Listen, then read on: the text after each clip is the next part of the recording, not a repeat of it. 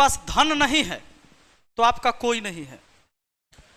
अंतिम रिश्ता एगो बचता है बाप के बाद, अंतिम एगो माँ है कि तुम अगर माँ बूढ़ी भी रहेगी ना, उसके थाली में एगो रोटी भी पड़ल रहेगा, तू निकम्मा नालायक भी है तो गड़ियाइयों को में से एगो रोटी फेंकियो का तोरा दे देगी खाए ले। वो अंतिम टाइम हम बता रहे हैं, तुम्हारा सबसे बुरा वक्त, चाहे तुम कितनो खराब आदमी रहो, अपने पूरे जीवन तुम माँ को बाप को सबको लाते लाते मारा, लेकिन अंतिम में माँ जब तक जिंदा है तुमको एगो रोटी फेंक कर भी देगी, गाली दैयो का देगी। वो अंतिम व्यक्ति है तुम्हारे जीवन में। एकरा पहले सब खत्म हो जाता है, चाहे कोई भी हो, पति पत्नी भाई बहन बाप सब, भौजाई भतीजा सब। ये सीख मिला मुझे, वो जो बाबा को जब हम हाजीपुर स्टेशन से लेके आए, एक व्यक्ति यूपी में उनको खोज लिए, मिल गए वो स्टेशन पर भटकते हुए, तो वो भी एक शिक्षक थे सरकारी स्कूल के। तो वो वहां से हमको फोन किए, मेरा वो नंबर निकाल लिए इलेक्शन कमीशन के वेबसाइट से, क्योंकि हम चुनाव लड़ रहे थे तो वहां पर नंबर डाला हुआ है मेरा। तो वहां से वो नंबर लिए, कॉल किए हमको कि सर बिहार के एक आदमी हैं, बुजुर्ग आदमी हैं, यहाँ ये बउआ रहे हैं, से सर इनको आप मदद कीजिए, इनके घर तक पहुंचवाइए। हम बोले कि कोई भी ट्रेन आप पकड़ा दीजिए, पटना आने वाली या हाजीपुर आने वाली ट्रेन का हमको नाम बता दीजिए, और उस ट्रेन में बैठा हुआ 2-4-5 आदमी से बात करा दीजिए, और मोबाइल नंबर हमको दे दीजिए, आपको आने की भी जरूरत नहीं, हम उनको रिसीव कर लेंगे। बिहार आ जाए तो बिहार में कहीं पहुंचाइए दिया जाएगा। तो वो व्यक्ति क्या किए कि वो खुद दे लेके आ गए, हाजीपुर पहुंचे, हम भी गए रात में 11 बजे लगभग, तो पटना से जाकर उनको रिसीव किए, तो हाजीपुर में रखे घर पर, उनको रात में रखे। वो व्यक्ति क्या था, रात में मोटरी ले ले फिर उठ कर चल दे, रात में ट्रेन की आवाज आता तो उधर हाजीपुर स्टेशन उधर नजदीक में आवाज आता है ट्रेन का, रात में गेट बंद था घर के मेन गेट, तो 2 बार वो मोटरी उटरी लेकर, मोटरी में खाली रख लेते वो कपड़ा उपड़ा आ बोतल, पानी पी के जो खाली बोतल था ना, वो खाली बोतल 2-3 गो आ कपड़ा रख लेते, तो वो 2 बार उठ कर वो चल देने की कोशिश करते थे। तो उनको फिर लोग समझा के रखा। हालांकि बहुत मतलब संस्कारी व्यक्ति, खाना खाए तक केकरो बर्तन नहीं धोने दिए कि हम खाएं तो हम अपने धोएंगे, बर्तन धो के मतलब किसी को धोने ही नहीं दिए, जबरदस्ती कि हम खाना खाएं तो हम अपने। जब वो खाना खा रहे थे तो हम लोगों से भी पूछ रहे हैं आप लोग भी पहले खाइए ना तब हम खाएंगे। अब देखिए ये बुजुर्ग और इतना संस्कारी व्यक्ति कि मतलब इनके अंदर में एक रिस्पेक्ट नाम का जो चीज होता है लोगों के अंदर, कि भाई रिस्पेक्ट कैसे किया जाता है, वो सबको पूछे कि नहीं पहले आप लोग भी खाए कि नहीं खाए, ये भी पूछना। कल होके वो फिर निकल गए। हम गए हुए थे गांव, पटोरी में एक कार्यक्रम था, डिफेंस एकेडमी का उद्घाटन था, उसमें हम गए हुए थे, जो आप वीडियो शॉर्ट वीडियो कोई देखे होंगे। तो एक लड़का फोन किया घर से कि सर से वो तो भाग गए, से दिनों में वो भाग रहे थे, वो नहीं है। अब हम आ गए, टेंशन में चला कि हम उनको लेके आए हैं अब भाग गए, अब कुछ भी होगा तो भाई फिर जिम्मेदारी तब मेरे ऊपर आएगा। हम कह रहे सुनो, वो भागल होंगे ना तो रेलवे लाइन धैले गए होंगे, क्या कि जब वो ट्रेन की आवाज उनको सुनाई देता था तो पक्का भागे होंगे। तो इधर उधर मत खोजो, रेलवे लाइन के तरफ जाओ, उधर खोजो। जब उधर गया तो मिल गए, फिर 15-20 मिनट बाद वो रेलवे लाइन पकड़ ले, वो हाजीपुर जंक्शन जा रहे थे दिग्गी से, तो वो मिल गए। तो वो रेलवे लाइन के बगल में बैठ गए थे, चलते चलते थक गए थे, अब मोटरियो ले लेते तो बैठ गए। तो वो सब लड़का सब गया, फिर उनको पकड़ लिया, वीडियो कॉल किया कि सर यहाँ बैठल है बाबा। बाबा के हमके वीडियो कॉल पर बात करा, हम कि बाबा कहाँ जाइ छ, तहिए बैठल है जे ट्रेन अतई तो चढ़ जैती रह। मतलब अब क्या होता है ना, जब 60, 65, 70 साल 65 साल उम्र हो जाए आदमी का, तो एक बच्चा जो 8 साल का बच्चा 5 साल का बच्चा है उसी के बराबर वो व्यक्ति हो जाते हैं। जैसे ही आपका उम्र 60 पार करेगा ना, तो फिर बचपना आ जाएगा आपके अंदर। वो इंतजार में थे कि अब थक गए, ट्रेन इधरे से ना आएगा तो हम ट्रेन में चढ़ जाएंगे। फिर उनको घर लाया गया, तो अपना एक भाई उनको भेजे कि इनका पता बेतिया बता रहे थे, मझौलिया गांव, हम कि उस गांव में जाइए, कोई ना कोई व्यक्ति तब पहचानबे करेगा। तो यहां से ले जाया गया, पहले थाना में ले जाया गया, तो वहां चौकीदार पहचान लिया, मझौलिया थाना है वहां तो बेतिया में, तो पहचान लिया चौकीदार कि हाँ ये मेरे गांव के हैं। फिर उनके गांव लेके गया, तो वहां सब गांव के लोग इकट्ठा हुआ। अब सब बोल रहा है, उनका बड़ा भाई भी जिंदा है अभी, सब आया, देखा, सब पूछा जे भाई कहाँ चल गया था, सब बताया गया। अब सब उपदेश दे रहा है कि इनका 3 बीघा जमीन रहे तो यह ट्रैक्टर रख ले रहथिन। आज से 20 साल 25 साल पहले भी इनके पास ट्रैक्टर था, तो जमींदार आदमी थे। तो ये है ना, सब दे दिए बेटी के। बेटी दामाद बेच कर, बेटा उटा नहीं है, बेटी दामाद बेच कर कहीं चल गया, और ये खाली बेटी के खोजे ले निकल जाते हैं यहां से। गांव के किसी भी व्यक्ति ने ये नहीं कहा कि इनको यहां छोड़ दीजिए, हम 14 घर भी अगर इकट्ठा रहेंगे तो सप्ताह में 1 दिन पड़ेगा 1 टाइम का खाना देने में इस व्यक्ति को। कहीं झोपड़ी में रह जाएगा, कहीं सामुदायिक भवन में रह जाएगा, किसी के दरवाजे पर, भाइये के दरवाजे पर रह जाएगा। किसी ने नहीं कहा कि आप यहां रह जाइए। उनके परिवार वाले को भी और गोतिया पटीदार को भी दिक्कत इस बात का रहा कि जमीन जो ये बेटी को दे दिया वो हमको न देना चाहिए था। ये होता है सबसे बड़ा रीजन। किसी व्यक्ति के पास अगर बेटा नहीं है, खाली बेटी है, अगर बेटी को भी वो अपना जमीन देता है तो पटीदार को सबसे ज्यादा तकलीफ होता है। आपके समाज में कोई 1-2 घर ऐसा होगा जिसमें आपने ये बात देखा होगा। दूसरी बात, अब बेटी को दे दिए तो कोई आपको बीमार रहिएगा तो वो दवाई ला के नहीं देगा। क्यों? क्योंकि आपने बेटी को दिया।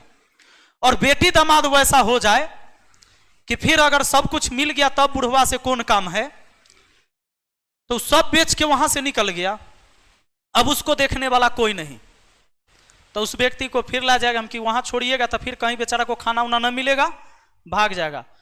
तो फिर बेतिया में ही वृद्धाश्रम में ले जाके वहां देख के वहां रखवा के तब उनको छोड़ा गया। तो अंतिम कहानी यही है कि सोचिए, एक शख्स जिसको अब जीवन में कुछ नहीं चाहिए, उसको मोबाइल रिचार्ज नहीं चाहिए, घूमने के लिए पैसा नहीं चाहिए, कार नहीं चाहिए, घर नहीं चाहिए, क्या उस उम्र में अब उस व्यक्ति को कुछ चाहिए? कोई है भी नहीं, ना पत्नी है, ना बाल बच्चा, कोई नहीं है, एक अकेला वो व्यक्ति। उसको कोई अपना फटा पुराना कपड़ा जो उतारा है वो भी दे देगा तो पहन के रह जाएगा।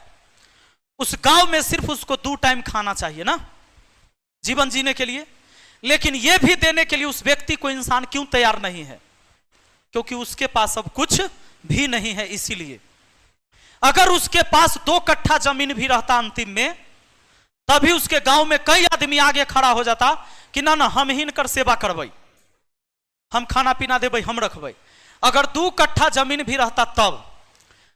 धन इतना आपके जीवन में जरूर चाहिए, यह सबसे बड़ा साथी है आपके सबसे बुरा वक्त में आपकी संपत्ति, आपका धन ही सबसे बड़ा साथी होता है, सबसे ईमानदार, वफादार, इसके अलावा कोई नहीं।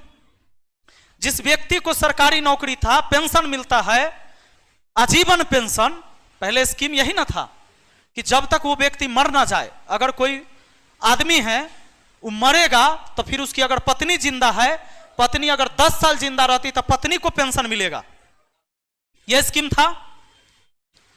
उसमें क्या होता था कि बुढ़ापा में कोई भी नहीं छोड़ना चाहता था।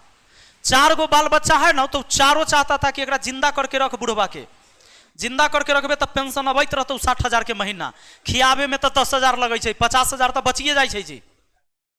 उसको इतनी सेवा करता था।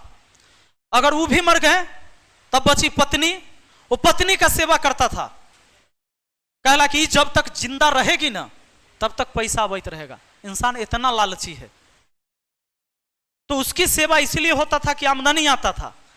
लेकिन जिससे कुछ नहीं है तो उसका देख लिए, उनसे जिंदा उनका बड़ा भाई भी है, लेकिन उस व्यक्ति के जीवन कहा कि 3 बीघा, वो वीडियो हम डालेंगे, वो वीडियो देखिएगा, उसमें ओकर बगले के नौजवान से कह रहा है इनकर तब मती मारल गए इतन के जमींदार आदमी रहथिन, 3-3 बीघा जमीन रहे, ट्रैक्टर रही, ट्रैक्टर रही तैया 20 साल 25 साल पहले, सब बेटी के दे दिलथिन, बेटी बेच कर दामाद भाग गए यहाँ से।